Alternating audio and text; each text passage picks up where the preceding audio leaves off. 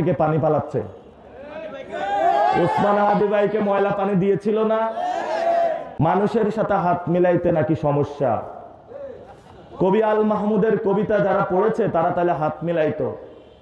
এই যে যারা কৃষাণ মজুর, তাদের গায়ে থেকে যে গামের গ্রাণ আসে, সেই গ্রাণে বিমোহিত হয়ে বাংলাদেশ নতুন ভাবে জেগে উঠে।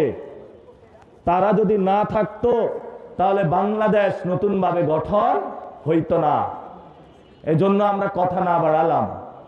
আমরা একটি নতুন বাংলাদেশ চাই, আমরা শান্তিপূর্ণ অবস্থায় চাই। এই যে উপর থেকে পানি পালাচ্ছে। ওসমান হাদি ভাইকে ময়লা পানি দিয়েছিল না? কি ওইখানে জানা যায় কি মানুষ কম হয়েছিল? ওরা ভয় পেয়েছে না? এখন মানুষ ওসমান হাদি ভাইয়ের ইনসাফ কায়েমের জন্য, বিচারের জন্য 12 তারিখে ভোট দেওয়ার জন্য অপেক্ষা করছে। আমরা সবাই হাত তুলে এখানে শপথ করব, আমরা শহীদ ওসমান হাদি ভাইয়ের বিচার হওয়া পর্যন্ত মাঠ ছাড়বো। আমরা দুর্নীতির কাছে মাথা করব, অন্যায়ের কাছে মাথা নত করব, সন্ত্রাসের কাছে মাথা নত করব।